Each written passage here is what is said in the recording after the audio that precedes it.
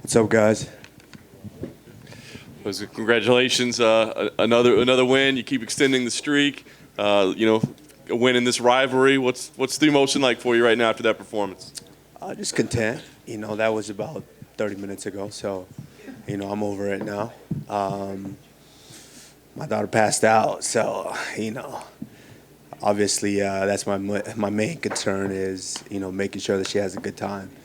Making sure that she remembers tonight and it's memorable for her. So, that's really what's on my mind right now. But once I get home, of course, then I'm going to start, watch the fight and start to decompress and take it all in.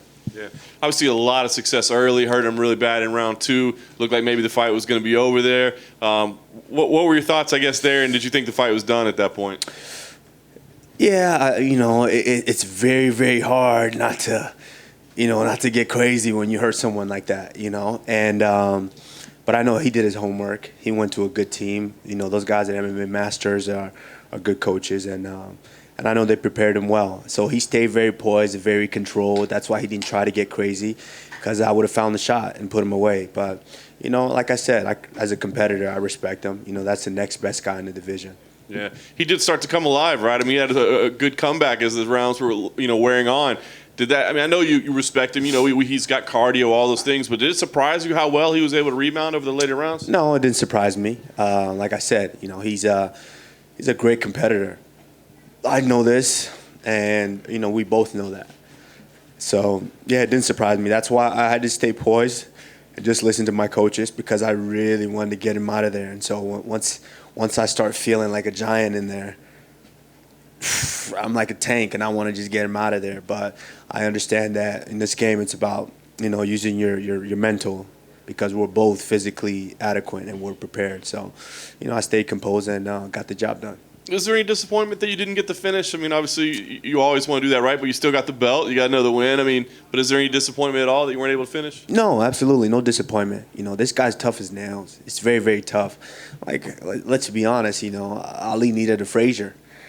All these guys, you can be the great ones, but there's always going to be that one guy that's going to be able to push you, and he is that guy. As much of him outside of the octagon as most people don't like, myself included. You have to respect him as a competitor. Yeah. Can you share what the words were that you guys had with each other after the fight? It looked like he maybe actually let the character go for a second and had some true words with you. No, it's just just two competitors. Two competitors. We went to war. We spent almost an hour together inside that cage, and so I'll leave that between me and him. Fair enough. Do you think you're done with him for good? Do you think that's the last time you see him in the cage, or do you think that your paths will cross somewhere down the line? I don't know, man. That guy's tough. I think he'll tune up a lot of guys in this division. So, we'll see. It's up to him. If he's willing to do the work and get back up here, then if I'm still here, then we'll make it happen. Nice. Last thing for me, obviously, as champion, you don't have to pick your opponents; they get picked for you. But give us an idea of just the schedule, man. What do you want to do? Do you need some time off? I mean, when do you think we might see you compete again? I need some time with my daughter. She passed out tonight, so that kind of lets me know that I need to give her some time. Because these are special. Like I said, these are special for me. I need to have. She's 7 years old. She understands what's going on. And so I need to make it memorable for her. So, I've been gone for dang near almost 10 weeks. So I need to give her some time. I can't really even think about fighting right now. I've been thinking about fighting a lot this year, as you guys know. So, yeah, I got to go home and give her some time. Kamaru, back here. Your Niger brother. You took a trip back to Nigeria for the first time this year. I'm sure it was an emotional trip for you. How much did that trip gear you up for tonight's fight? It was a great trip. I really got a chance to go and see what me competing and how me competing the way that I do does for not just the country of Nigeria, but the continent of Africa. So, yeah, of course, it's extra motivation, extra fuel each and every time I step in there.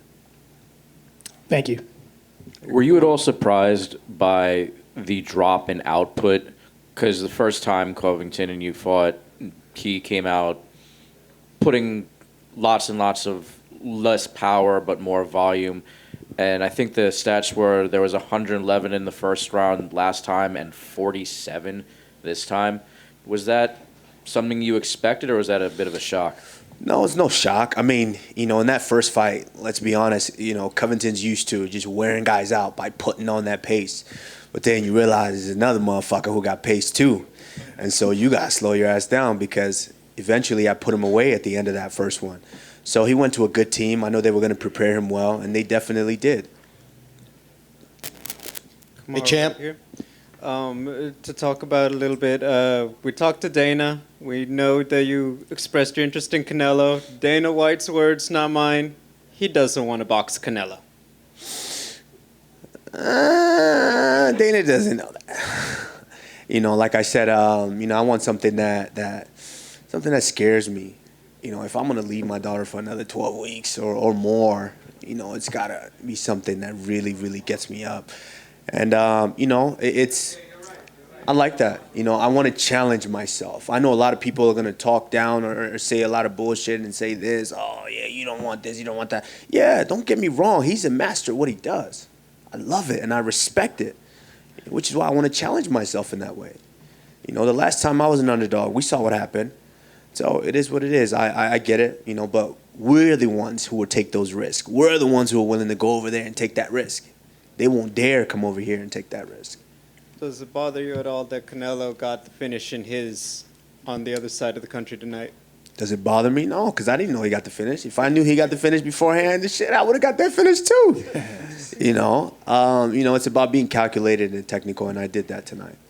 To talk a little bit, staying motivated, because when you look at the welterweight division, maybe some new guys coming up, but then it's like, could it be more rematches? And obviously, as a competitor, how do you keep outdoing yourself against the same opponent? So can you talk a little bit about that? When you get in the gym and you want to improve as a fighter, how do you keep yourself hungry to keep reaching those levels, knowing all the guys are behind you? It's a matter of me just wanting to, compete. Like I said, the biggest driving force for me was competition. It's something as a wrestler, and most wrestlers can attest to this. It's something when you go in there and you compete with another man and you break his will and you beat him.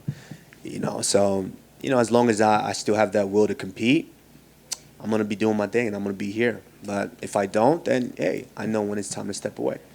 It's very rare nowadays to have a UFC champion defend the belt 3 times in the calendar year. Obviously, they were big fights. You had a strong B-side in April, and then obviously tonight. I mean, I know it's a lot of sacrifice, a lot of training away, financially and everything else with the attention. Has it brought you those things you were looking for? Because obviously you could have said, Dana, maybe I need just a little bit more time before I get back in here. I mean, no, not at all. Because, we can really weigh this out.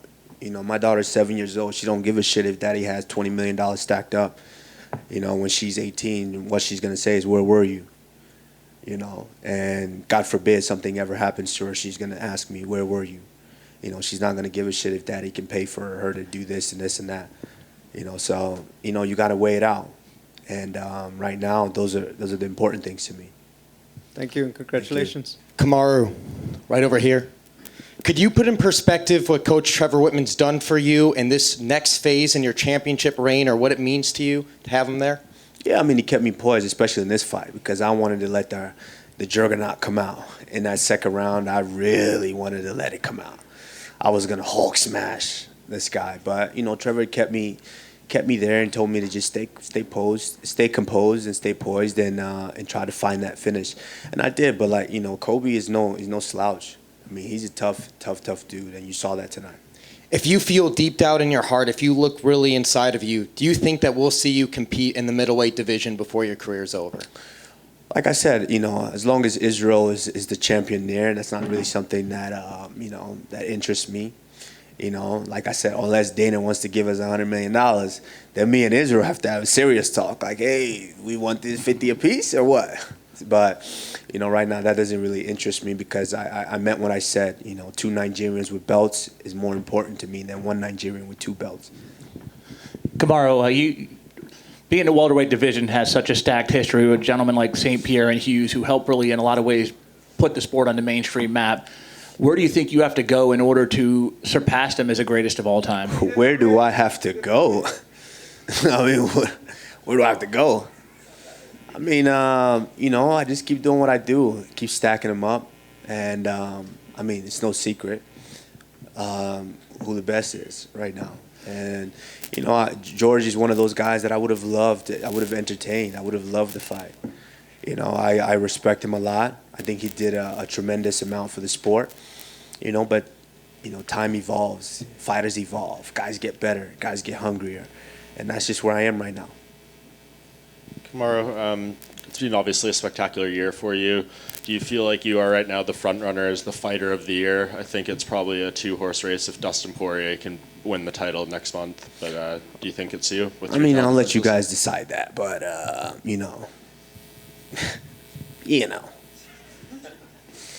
Dana was in here and he said, this guy is the best ever. He is the best welterweight of all time. He is on his way to possible GOAT status. You're 15-0 in the UFC. One more win, you'll tie that Anderson Silva record. How close are you seeing your ceiling? Like, do you think there's a lot of room for improvement for you? Yeah, absolutely. Every morning I wake up, there's a lot of room for improvement. And the way that I pee in the toilet, there's a lot of room for improvement there, Sometimes you only hit the seat, and you got to wipe it down. But, there's room for improvement every facet of life. And, as long as I'm still hungry to do this, then, hey, I'm going to keep improving. I asked Rose the similar question when I asked you guys at the press conference. Justin Gaethje's fight, obviously an insane back-and-forth battle, incredible performance by him. Were you watching that, and was it difficult to keep your emotions in check and not, get too high so that you have an adrenaline dump before your fight or something like that? No, he's a madman, so, and then I have to fight that guy every day at practice, So, no, it wasn't. It was just... For us, it was just a matter of, we're screaming instructions. Relax. Don't get crazy in the back like he could hear us. But, he's just, he's a special fighter, special athlete. Is this something you'd like to do again, having all three of you on the same card, or do you think Absolutely. Yeah? Yes. You'd do it every fight if you could? Yeah. Then we get to, now our coach gets to have a break, then we come back in camp again, and... so he's not boom, boom, boom, this guy and that guy and this guy, that guy, So now it's just one shot kill, all three. Then he gets a break, we get a break, then we jump back in. So, hey, it makes sense. It worked, right?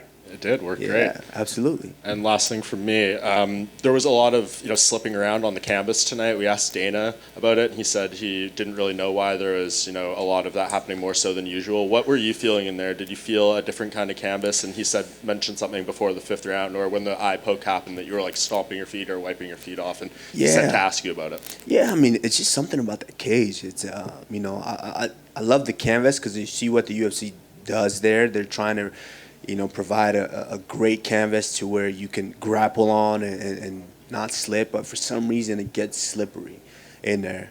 Maybe it's just something with, when you're in a fist fight, maybe your feet sweat. So, we got to figure out something to do with that, but yeah. Kamaru, even though there was some hostility with the New York City crowd, what does it mean for your legacy to having main evented a pay-per-view at Madison Square Garden where some of the great combat sports warriors of the past have participated? Means a lot. Like I said, right now it's kind of hard to process it, but when I get home and really decompress, I'll be able to process how special tonight was. Now, I know there's been talks about your next possible opponent. I know you want to take some time off, do some much deserved family time, but what opponent? Oh, I mean, who were you looking at next if you had to make a choice? I mean, Luque's thrown out there. I know he's your former teammate with the Black Zillions. Everybody's talking about Hazmat. Who would you like to fight next if you had your way, besides Canelo, obviously? Like I said, it's a business now. So we're going to go back. My manager, Ali Abdelaziz, does what he does best, and we'll sit with Dana, and Dana does what he does best, and we'll see what makes sense. Thank you. Thank you. Come on over here on your left. So Colby tried taking you down 11 times tonight, and he was unsuccessful every time. What does that mean to you to dominate one of the best grapplers in the division? I mean, like I've told you guys, this guy's tough as nails. As a person, maybe he's a little rotten, but as a competitor, nothing but respect. As a wrestler, we understand each other and we speak wrestling, so we know how tough it is in there. So, I'll give him credit, man. He's a tough son of a gun, and he showed it tonight. and at the end you ended up offering up a handshake. Were you at all surprised that he obliged you in that? Because earlier in the week he said he would not do that. No, I'm not surprised. I mean, we've shared almost an hour, pretty much an hour, with each other inside that cage. So I don't care who you are. There's mutual respect that just comes alive. It's just a spirit of competition. That's the spirit of martial arts. And you, last one for me. You mentioned that earlier in the week, your main motivation for wanting to box Canelo Alvarez would just be purely from a competition standpoint. Does that mean that you'd be willing to maybe do it under a charity setting since it's not about the money? What? You heard this too? Charity. Are we wearing MMA gloves? No, come on, this guy. No, listen. Of course we want the money. What do you mean? Yeah, absolutely. No, I absolutely want to test myself. That's the thing. You guys don't understand. Unless you guys fight, you won't understand the feeling that it is to be back there all freaking day. The feeling that you have in your stomach. You want to take a shit, you want to piss, you want to shit, you want to piss, but nothing comes out. You're nervous, your stomach is in knots. You have that, there's something about that feeling. You hate it. Every aspect of it, you hate it. But then you're done. And then the next day, it's like, that wasn't that bad. I'll do it again. It's something about that feeling that's addicting. That's Canelo's a big, scary guy. And he knows I'm a big, scary guy if he ever came over here. Was there any concern when it went to the judges, or did you think you had done enough to get the win? Concern? No, this is mentally. I say I dominate from start to finish, and I mean that. I don't have to worry about the scorecards because I've already kept score in my head. Each and every time I was dominating him. I controlled him with the jab. And he knew he can get reckless, he can get crazy because I would put him away. So, hats off to him. He's a very, very tough guy, but yeah, wasn't worried about that. Real quick one. You and Valentina Shevchenko are neck and neck on possibly being the first champions to actually fill up all the rubies on the new belt. I know you're not about the numbers, but for the ego, would it feel good to finally fill it up before anyone else? Absolutely, it would feel amazing. It would feel amazing. So we'll see. It's a race. Thank you. Thank you, guys.